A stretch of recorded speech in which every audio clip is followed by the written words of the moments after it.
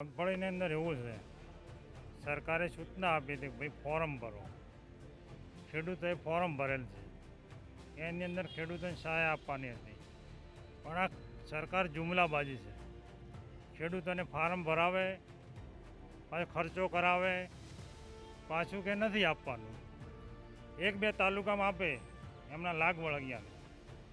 આગળની વાત કરીએ તો આગળની મને પરફેક્ટ ખબર છે કે અમારા ધાનેરાની અંદર ધાનેરા જે તાલુકા સંઘની અંદર મગફળી આવી હતી, એ લોકો ડીસા તાલુકો, ધાનેરા તાલુકો એમના મળતિયાઓને આપી હતી.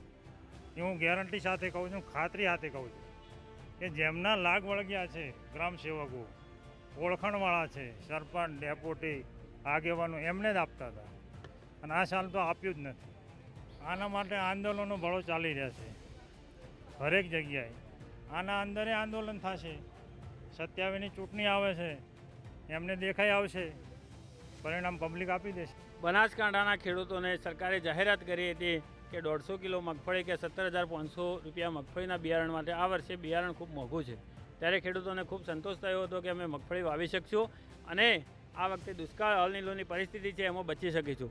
પરંતુ સરકારે ફરીથી એક મોટો લોલીપોપ આખા બનાસકાંઠા જિલ્લાને આપ્યો છે કે જ્યારે મગફળીની નોંધણી કરવા માટે સર્વર ખુલ્લું હતું, ત્યારે સર્વર ડાઉન હોય ત્યારે ખેડૂતો 2-3 દિવસ સુધી ધક્કા ખાધા અને નોંધણી કરાઈ હતી.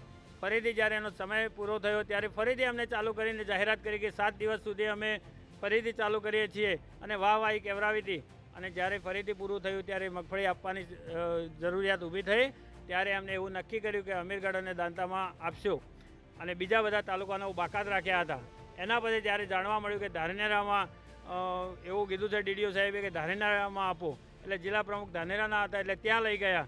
એટલે આવા ખેડૂતોને ગુમરાહ કરી અને બનાસકાંઠાના ખેડૂતોને ફરી લોલીપોપ.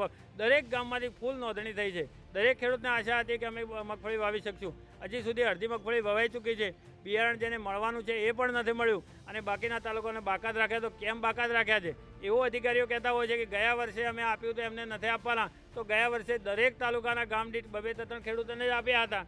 તો આ વખતે ઓનલાઈન અમે કીધું, એ વખતે અમે રજૂઆત કરી હતી કે ભાઈ આમાં નક્કી ખેડૂતોને અપાતું નથી, તો બધા ખેડૂતોને તમે નોંધણી કરાવો. તો એમને ઓનલાઈન નોંધણી કરાવી, બધા ખેડૂતોએ નોંધણી કરાવી. તો હવે આપવામાં આનાકાની કરે છે. એની સામે ભારતીય કિસાન સંઘનો ખૂબ મોટો વિરોધ છે. આ નેતાઓ એમના વિસ્તારમાં જે લઈ જવાની નીતિઓ છે તે ખોટી છે. જિલ્લા પ્રમુખ બનાસકાંઠાના પ્રમુખ છે, એ એકલા ધાનેરાના નથી. આખા બનાસકાંઠાને ન્યાય આપવો જોઈએ. નહીં આપે તો અમે આવનાર સમયમાં મોટું આંદોલન કરીશું. ખેડૂત પોથીને લાઈક, શેર અને સબસ્ક્રાઇબ કરો.